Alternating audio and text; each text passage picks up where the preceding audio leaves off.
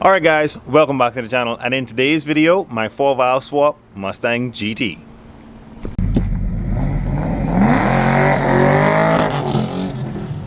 Okay then.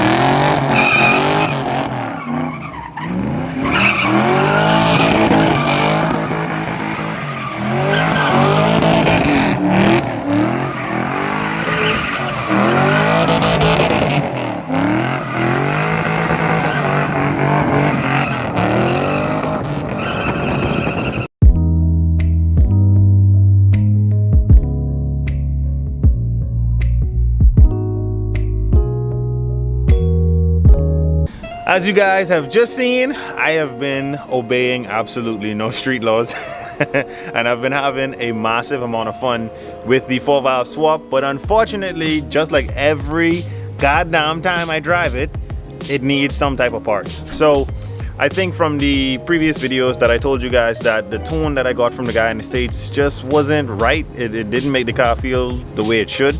And what I ended up doing is flashing a 93 octane tune for the 2-valve motor that came factory in that car. Either I'm gonna tune the car myself by buying the HP Tuners equipment, or I'm gonna let someone from Bama Tuning send me a tune.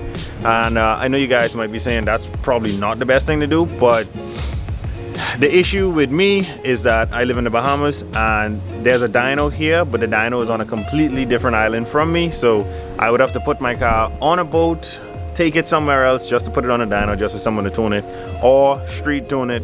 And the easiest one is for someone to send me a flash tune that is for this car, for this engine swap. So right now it is definitely idling rich. It's idling like 12.3, 12.4, and that's very rich, for especially for a V8. It's supposed to be around 14.9, 15.7, somewhere between that for idle, and it's not. So wide open throttle is somewhere like in the 10s and the 11s, very rich. But I am going to get a tune for this thing. I actually need to get me some front brakes. I need to delete my back brakes, but that's for another video. Also, we're gonna get a angle kit, some coilovers, pretty much turn this car into a complete drift missile and just have some fun with it, make some videos with it. That's really what I put these cars together for. They're not supposed to be some pretty antique, sitting up, not doing a fuck type cars. They're supposed to be driven, they're supposed to be beaten the shit out of, they're supposed to be broken and fixed again. So that's pretty much the system that we have in place on this channel. I'm not gonna baby absolutely any car you see I bring on this channel. So yeah, we have a lot of work to do on that car. Also, I still have that lifter tick or that noise in the head, and honestly the car performs like an absolute animal with that noise. So I think I'm gonna run it just like that until it breaks, pull it out, fix whatever breaks, put it back in. Like I said, that's kind of the purpose of it on the channel. I might throw some lifters at it to see if that fixes it, but if it doesn't, I don't know what else it could be. From there, I'll just run the car as is and call it a day. But for right now, as you guys have seen in the intro of this video, this car is running phenomenally. That was me.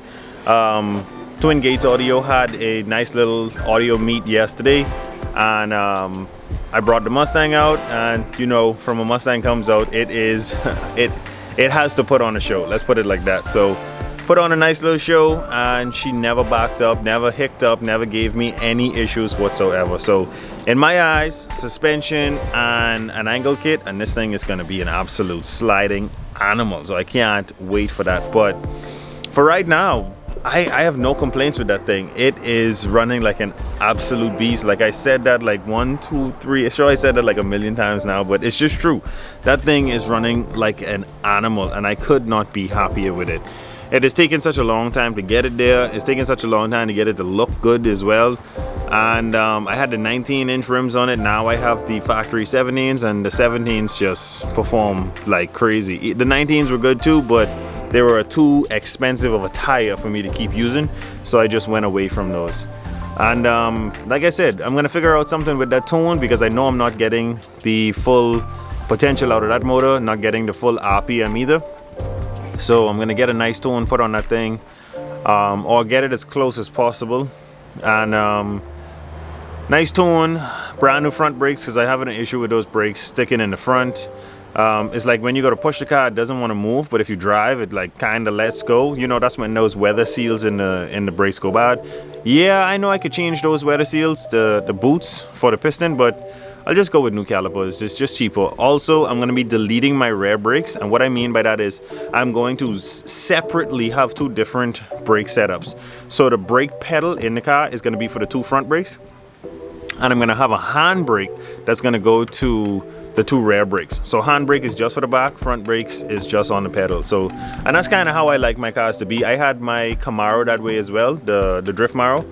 Front brakes was just the pedal, and the rear brakes were just the handbrake, and that was perfect for me. I have a lot of work to do to the Mustang. That's a lot of money to pay out as well to buy the angle kit. I think I'm going to go with the Scotty D angle kit. It's like $1,000 somewhere around there. Slap that on there, and I'm thinking of going with a very cheap set of coilovers, not because I just want to be cheap, but I'm gonna be thrashing the shit out of this guy. I don't really care about like how it feels doing it, you know. I've seen a guy run a Scotty D angle kit with max speeding rods, and he's had phenomenal success in drift meets. So, and he does speak about like how stiff and how rough the ride is with the speeding rods, but that's kind of what you want in a drifting competition. You don't want a bunch of dampening. You want that car to stay hooked up, and you want it to stay as flat as possible, and that's exactly what it's going to do with a stiff set of coilovers. Now, for people that are going to be doing a lot of seat time, like me, I'm just going to be making videos. There's no drifting competition for me to do here in the Bahamas. Hopefully when I make my way to the States and start competing over there, I'll be using better coilovers like BCs or even better than that. But that's the plan. Change the front brakes, make sure that those are good, put in the angle kit, put on those coilovers, and just get to creating some very, very entertaining content. But thank you guys so much for watching. Make sure to like, share, and subscribe. Always remember, don't drift without your dreams. I'll catch you guys on the next one.